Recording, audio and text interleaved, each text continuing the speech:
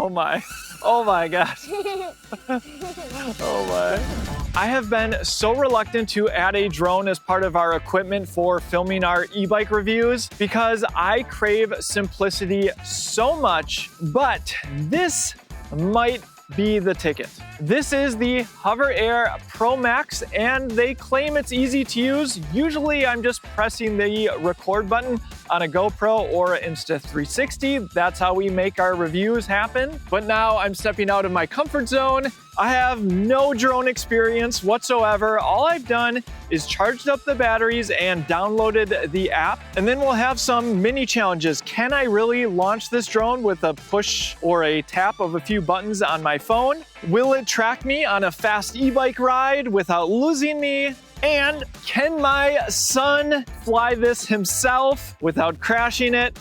He thinks it's his. The goal though, just awesome shots of us riding e-bikes. Let's not waste any time and stick around to the end of the video where I'll give you the pros and cons of the HOVERAir ProMax. And by the way, HOVERAir did provide this so I could create a review video. They didn't pay for this. They have no control over what I'm saying. I just want to give my honest opinion because I think this might just be the best option.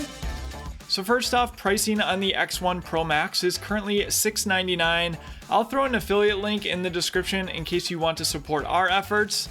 Though, yes, you're likely to spend more than that with some of their accessories. More on that later. You can save a bit certainly with the X1 Pro, which is $499. It does step down the resolution. The real awesome thing about this drone is it's insanely small, lightweight, and it folds. So is this drone as easy as pushing a button? So to start off, the app walks you through getting to know your drone and really holds your hand through the flight paths that it offers. There are even some that need to be unlocked after running a certain amount of test flights. This is a really nice way of getting you acquainted with the drone, especially for new drone users like myself. Pretty soon though, you'll get the hang of it. Simply hold the drone in your hand, change any settings you want, and push the button, and it will fly its flight path. We were very quick to see how well it can follow an electric bike. And next, is this drone easy enough that my son can use it? And how does it follow someone? All right, so now we'll go to the side, run to the side. Oh, there we go, now run around. All right, let's see if it can follow. Keep running, Lenny. Oh, I think it's working. All right, come back. Oh, all right, come by me and then, all right, put your hand out. Hey, can a 5-year-old do it? Yes. All right. At this point, I've been using this extensively. Every single review, from electric trikes to electric mountain bikes. I've landed on a few flight modes and have customized them to meet my needs. Let's start off with some of the more basic ones, and then I will get to the ones that are just downright impressive. We're always looking to get these side profile shots when we're reviewing electric bikes without having a separate camera person. The 360 camera does a fairly decent job, but this does a much better job. And so Sidetrack gives us that nice side view perspective, so you can see the bike, you can see me riding the bike, so you have an idea of how it might fit. And with the drone, you can just get further away shots. I've been using the far distance because that just gives us the additional perspective, and either having the altitude set to high or flat offers some variation for still using a side view shot. Dolly track is another one that I've been using pretty extensively, and this is the shot where I'm on the bike and I hold the drone out in front of me and then it stays flying in front of me. And again, using that flat shot, I do like the high altitude with this shot as well. And what's great is it adjusts the speed. If I start pedaling faster, the drone is going to fly further back to give me still that shot. And what's great about dolly track is because I'm swerving around on the bike, it actually can give me different shots, not just one that's straight out in front of me. It adds some variability to some of our shots. The next is cycling mode. Obviously, we use this one, and this is the most impressive. Now, it does have follow, and that works incredibly well. It's actually amazing how it can follow one person, even in a group of people. Once it seems to lock onto you, even if there's other people running around, it can still follow you. But cycling mode is more suited to cycling. You can set it to open areas, which I have done. I'll do that when I'm riding in a more urban environment. But the narrow routes for mountain biking on single track, yes, with trees on both sides, is so impressive. I'm not sure how it does such a good job at making sure it doesn't run into things, but it does it. You might actually notice in some of this footage that I keep looking back to make sure the drone is okay, because again, it's just so surprising. Everyone who has witnessed this cycling mode on narrow routes on the single track is downright impressed that it's literally a drone just following me around, not crashing into things. And that's just me holding it out, pushing the button, and then just going for a ride. Now with some of these settings, it's worth noting that the way you actually bring the drone back and the way it knows that it should come back, you can do that within the app a little bit, but what I find easiest is you just put your hands in an X and it will slowly come towards you. You put your hand underneath it, it recognizes your hands there, and then will safely land. I've also played a little bit around with orbit, though I need to be more mindful of my surroundings. That's when the drone actually does a 360 around you. That can give you an interesting perspective of the bike in our use case. Bird's eye gives a nice perspective. It could be nice for some B-roll,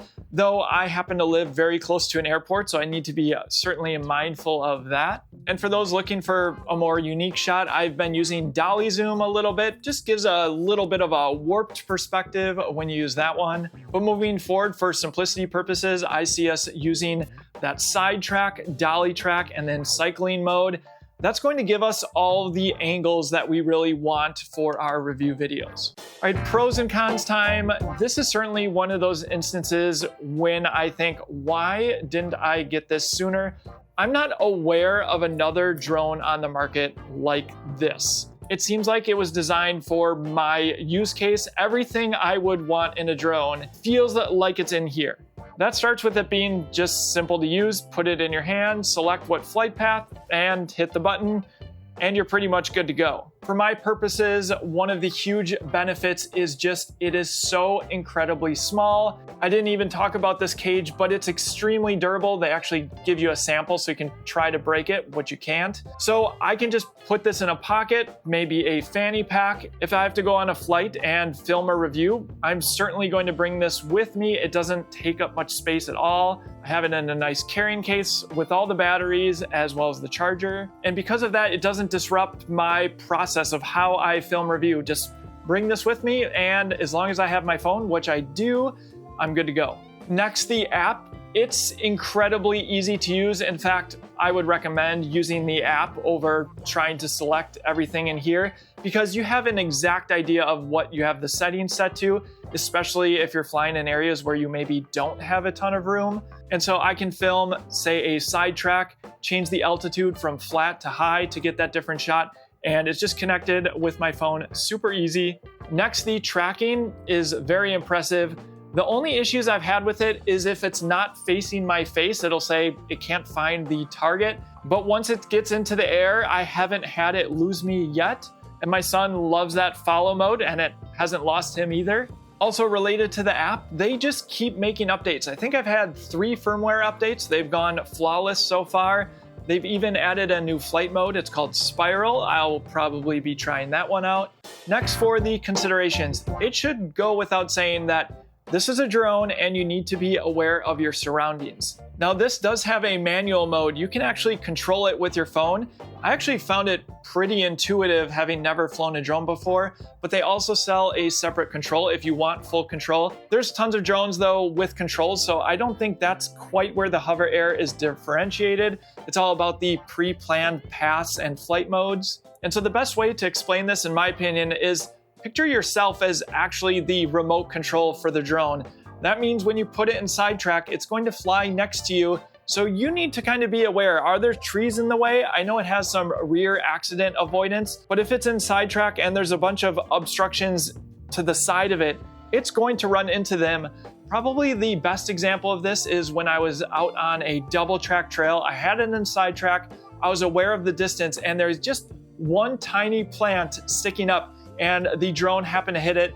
No damage, thankfully, to the drone. And that's just where you just need to be aware that it's going to follow you. So in that instance, maybe I would have needed to go a little bit more towards the left to make sure the drone had more room to fly. Now I'm also recording on the street, so I need to be very aware of cars because this is a small drone. Don't want anyone to run into it. And so I highly recommend, like I did, test out the distances. Do you want it closer to you? Can you fly it further away from you? Once you have those distances dialed down, that's going to give you a good idea of how much room the drone is actually going to be away from you. Same with dolly track. When this thing is in front of me, I need to be aware of what's in front of the drone so it doesn't run into anything. And so if I see something coming up, I'll just stop and the drone will stop. So that's kind of how your body acts as a controller. It's certainly something that takes getting used to, but now over 200 flights in, I'm pretty confident with this drone. Next, let's talk about the battery. The battery is right here, easily removable. Just know that they have about 15 minutes of fly time. Of course, that's going to depend a little bit on conditions, but for sure, this is where you need to budget a little bit more when you're buying one of these because you're going to want at least 2 batteries, I think, if not more. If you go out for longer periods of time, you'll want even more. And once you're down about 10 minutes, you probably want to swap the battery anyway. It's kind of like range anxiety for electric bikes. Most people want to swap that battery out or charge up, even though they have a little bit more range. You might also find that the charging hub is a good investment for an accessory as well. So look, drones aren't new, but the features of this are certainly differentiated.